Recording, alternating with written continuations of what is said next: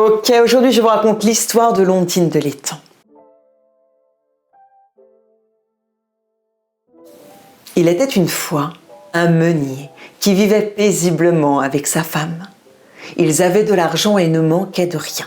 Plus les années passaient et plus ils s'enrichissaient. Ils étaient heureux et comblés. Mais un jour, ils perdirent tout ce qu'ils avaient durement gagné. Le meunier n'endormit pas de la nuit. Un matin, il décida de se promener. Alors que le soleil se levait, il entendit un petit bruit venir de l'étang. En se retournant, il vit l'ondine de l'étang. C'était une belle femme aux cheveux d'un roux éclatant. Ses grands yeux verts se fixèrent dans ceux du meunier. Le meunier ne savait s'il devait alors fuir ou rester. Mais l'ondine prononça son prénom et lui demanda pourquoi ses yeux avaient l'air si tristes et graves. Le meunier raconta alors comment autrefois il ne manquait de rien avec sa femme, mais qu'aujourd'hui, ayant tout perdu, il ne savait plus quoi faire. « Tu peux être tranquille maintenant, je t'offrirai la richesse que tu mérites, mais à une seule petite condition, que tu m'offres ce qui vient de naître chez toi. » Le meunier pensa qu'un chien, un chat ou encore un cochon venait de naître. Sans hésiter, il accepta.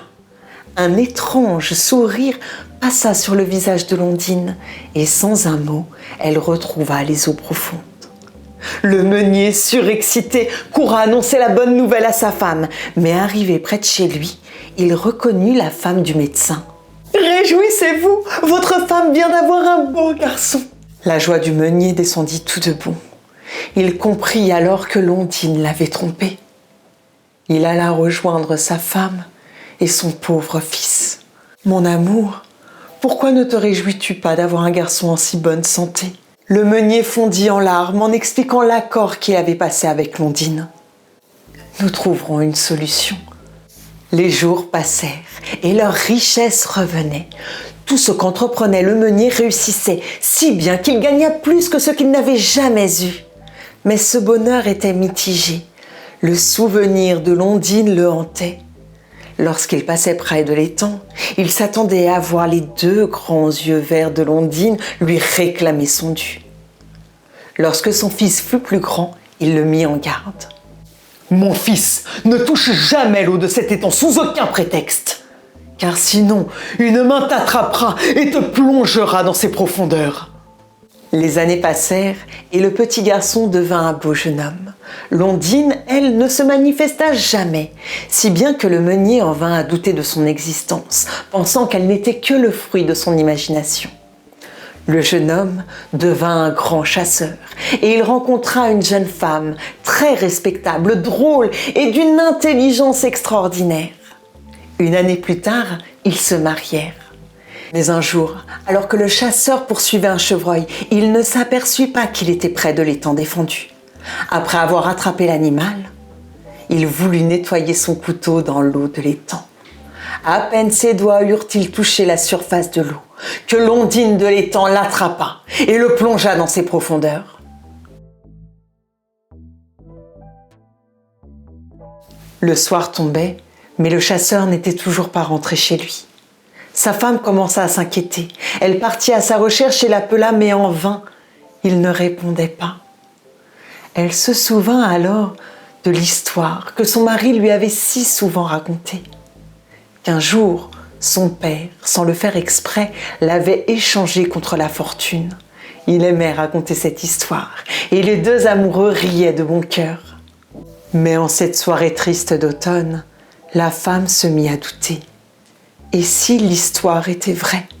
Elle courut près de l'étang et trouva le couteau de son mari. Plus de doute, l'ondine avait récupéré son dû. Elle se mit alors à supplier l'ondine de lui rendre son mari. L'eau ne bougea pas. Elle s'énerva alors contre celle-ci. L'eau ne bougea pas. Elle fondit en larmes. Elle ne quitta pas l'étang, gémissant, criant, suppliant. Et lorsqu'elle n'eut plus de force, elle s'effondra et tomba dans une étrange rêverie. Dans son rêve, elle escaladait une drôle de montagne. Arrivée en son sommet, il y avait une prairie avec une cabane et une vieille femme aux cheveux blancs qui l'attendait. À peine fit-elle un pas vers elle qu'elle se réveilla brusquement. La femme du chasseur décida de suivre les indications de son rêve.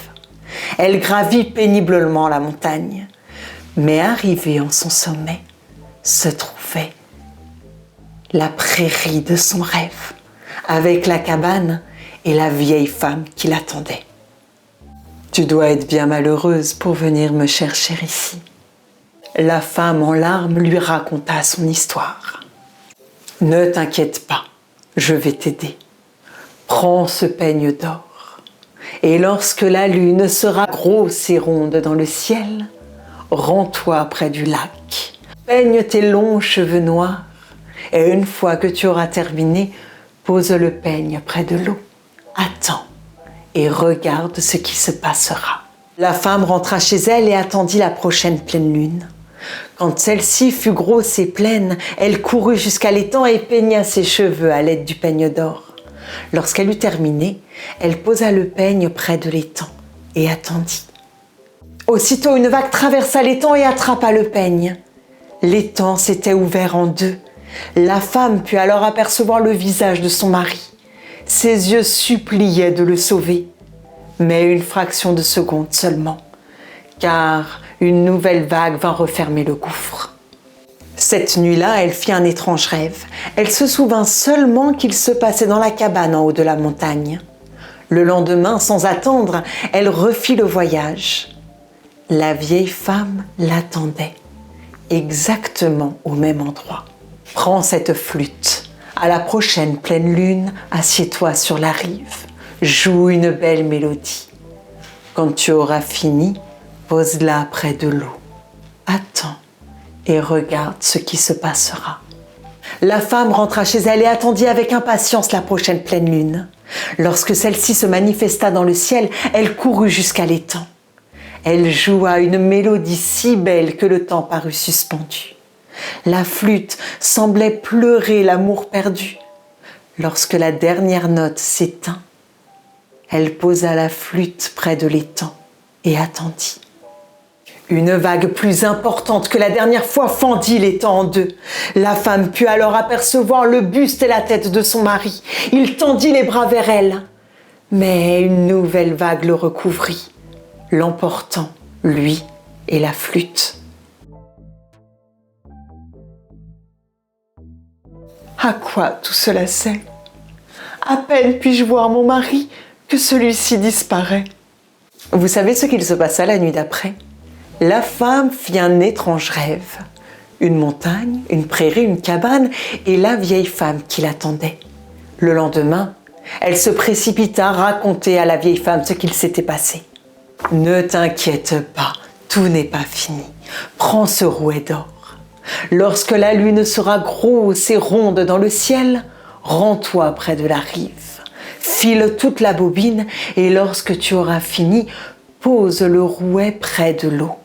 Attends et regarde ce qui se passera. » La femme rentra chez elle et attendit la prochaine pleine lune. Celle-ci fut grosse et ronde dans le ciel, elle se rendit près de l'étang.